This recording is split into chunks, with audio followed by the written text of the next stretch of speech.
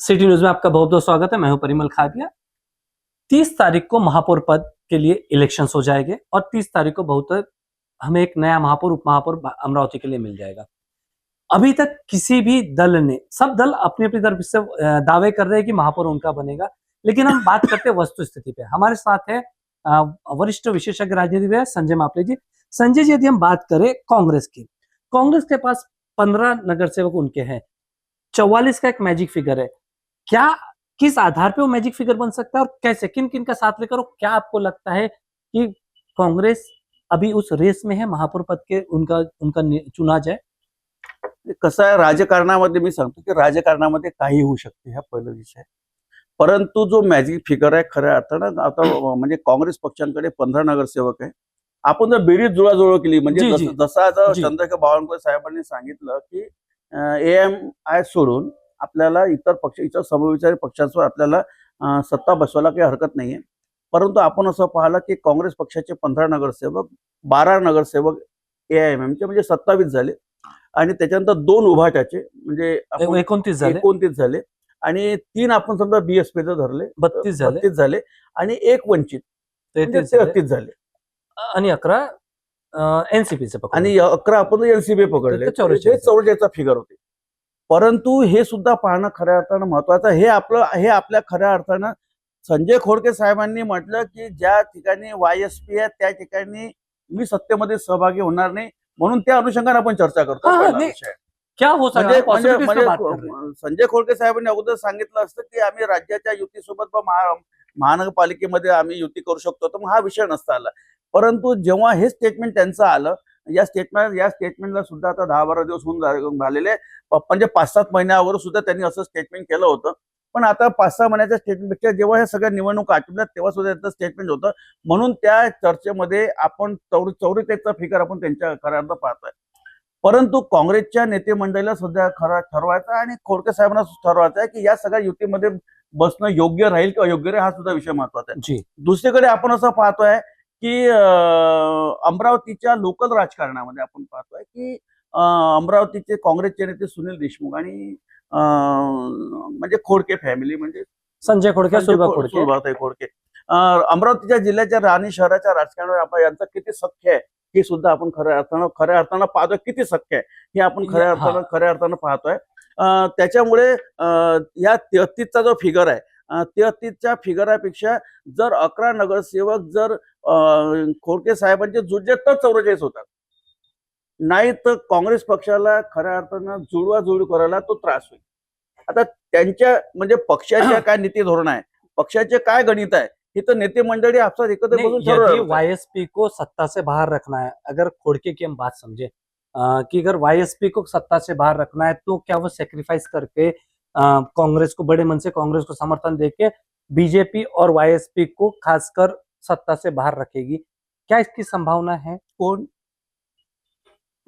खोड़के समर्थन दे दे कांग्रेस को, क्या इसकी संभावना? याची संभावना कसं शहराच्या राजकारणाकडे सुद्धा आपण खऱ्या अर्थानं पाहिलं. मी तेच बोललो की अब मैं उसपे इसलिए बात करना चाहता हूँ. देखिए, YSP कई लोगों के लिए अछूती है, पर अगर आप राजनीति को गहराई से देखेंगे तो मुझे लगता है कांग्रेस और राष्ट्रवादी के लिए AIMIM ज्यादा अछूती है, क्योंकि ये उनके कोर वोट बैंक पे उनकी पूरी जो नजर है, या जहां उन्होंने सेन लगाई है, उनका कोर वोट बैंक है, जिनको मानते थे कि मुस्लिम समुदाय एक कांग्रेस का और उसके बाद राष्ट्रवादी का, ये परंपरागत है. लेकिन इस महानगर पालिका के चुनाव में उन्होंने दोनों ही पार्टियों को धत्ता बताते हुए AIMIM को जिस तरीके से एक प्रचंड उनके जो उनका प्रभाग है उसमें जो जीत दिलाई है, कहीं ना कहीं आने वाले विधानसभा चुनाव के लिए ये उनके लिए खतरे की घंटी है. तो क्या AIMIM को लेकर भी कांग्रेस और राष्ट्रवादी क्या बहुत तरीके से सामंजस्य बना पाएगी? ये एक बड़ा यक्ष प्रश्न है. मी तुम्हाला काय वाटलं की मागच्या निवडणुकी आपण 2017च्या निवडणुकीमध्ये पाहिलं तेव्हा AIMIMचे 10 सीट्स होते जी, परंतु त्याच्यामध्ये पुढे त्या तडजोडीचं यासाठी काम पडलं नाही की कारण की भारतीय जनता पार्टीकडे मॅजिक फिगर होती. जी, हा एक वेगळा भाग आहे की मुस्लिम समाज हा सतत काँग्रेसचा पारंपरिक मतदान राहिलेला आहे आणि मागच्या निवडणुकीमध्ये त्या विधानसभेच्या निवडणुकीमध्ये आपण असं पाहिलं की जवळपास अमीन पटेल एकट्या मुस्लिम बहुल भागातून 53,000च्या वर त्यांनी मतदान घेतलेलं आहे. अलीकडे. याचं जे नुकसान झालं, याचं नुकसान काँग्रेसला पण नुकसान झालंय. आणि महानगरपालिकेमध्ये आपण पाहिलं तर काँग्रेस पक्षाला आणि राष्ट्रवादी राष्ट्रवादीला. काँग्रेसला दोघांना पण नुकसान झालेलं आहे. परंतु खऱ्या अर्थानं महानगरपालिकेची सत्ता जर आपल्याला कब्जात करायची असेल, आपल्याला सत्ता घ्यायची असेल, तर काही काही तडजोड राजकारणामध्ये करावं लागतात. त्याचं कारण असं आहे की जर तुम्ही सत्तेत सहभागी असाल तर पक्षाच्या बळकटीसाठी हे चांगलं आहे. त्या प्रभागाच्या विकासाकरता सुद्धा अनेक फंडच्या माध्यमातून घेतलेले निर्णय सुद्धा चांगले असू शकतात.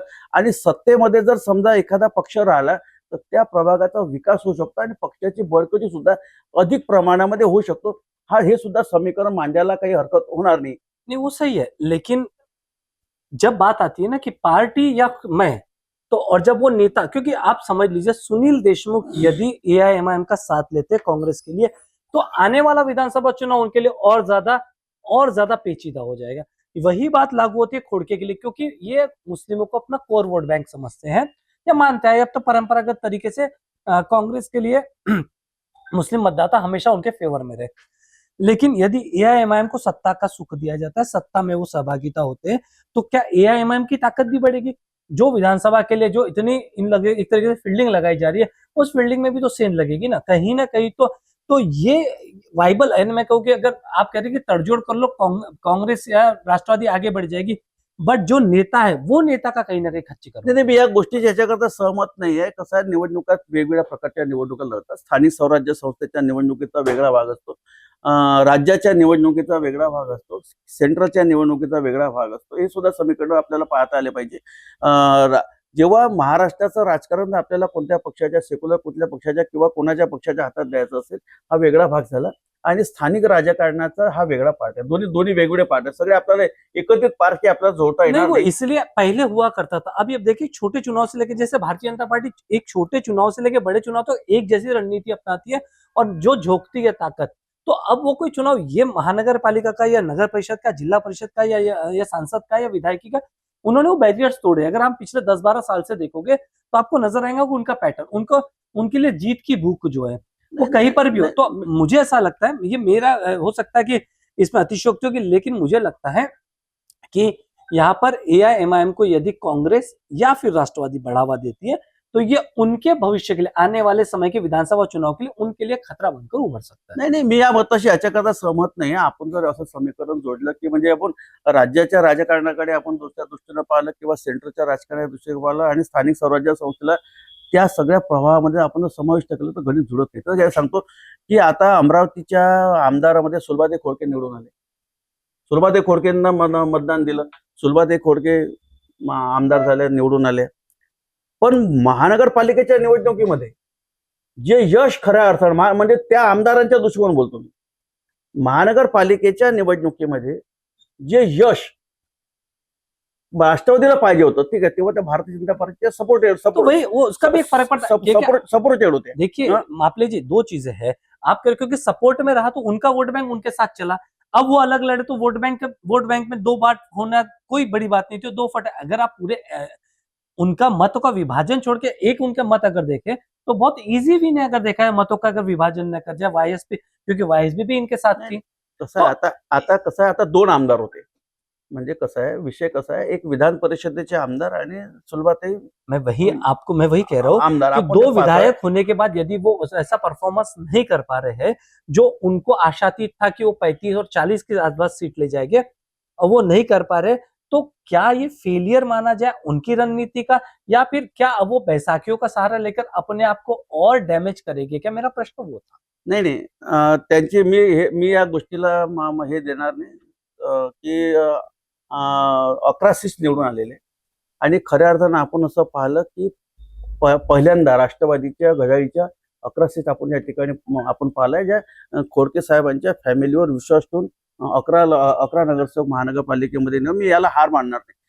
परंतु खऱ्या अर्थानं आपण असं पाहतो की जो मॅजिक फिगरच्या जवळ पोलीस नाही. काँग्रेसच्या सुद्धा खऱ्या अर्थानं 2017 मध्ये सुद्धा 15 सीट्स होते. आता सुद्धा या 2026च्या निवडणुकीमध्ये सुद्धा म्हणजे 15 सीट्स आहे. परंतु आता जे आपण जे शहराचं राजकारण पाहिलं, तर शहराच्या राजकारणामध्ये मी अगोदर सांगितलं की खोडके साहेबांनी जे स्टेटमेंट दिलं की युवा स्वाभिमान असेल तर आम्ही सामील होणार नाही. म्हणून या चर्चेमध्ये खऱ्या अर्थानं आपण जी सुरुवात केली आहे ती चर्चा अशी आहे की खोडके साहेब जर तिकडे सामील होणार तर खोडके साहेब इकडे येऊ शकतात का? यावर माझं असं मत आहे की अमरावती शहराचं राजकारण पाहिलं तर अमरावती शहराच्या राजकारणामध्ये काँग्रेस आणि राष्ट्रवादी काँग्रेस या जे दोन्ही नेते या दोन्ही पक्षाचे त्यांचं खूप काही सख्य नाहीये. त्याच्यामुळे भविष्याची राजनीती म्हणजे भविष्याची रणनीती ठेवून सुद्धा कशा पद्धतीचं राजकारण होते आणि कशा पद्धतीच्या बैठकीतून तडजोड निघते हे सुद्धा पाहणं खऱ्या अर्थानं महत्वाचं ठरणार आहे. हम बात कर रहे थे अमरावती महानगर पालिका में कौन बनेगा महापौर की। हम देख रहे थे कि कांग्रेस में कितनी या कांग्रेस अपने बल पर कितना कुछ कर सकती है अपने अपने समकक्ष विचारों वाली पार्टियों को लेकर, लेकिन जो पूरा एक सार निचोड़ तो ऐसा आ रहा है कि कांग्रेस के लिए ये अभी टेढ़ी खीर या दूर दिल्ली दूरे वाली स्थिति नजर आ रही है। हम अन्य पार्टियों पर भी चर्चा करेंगे, फिलहाल वक्त हो चला एक ब्रेक का।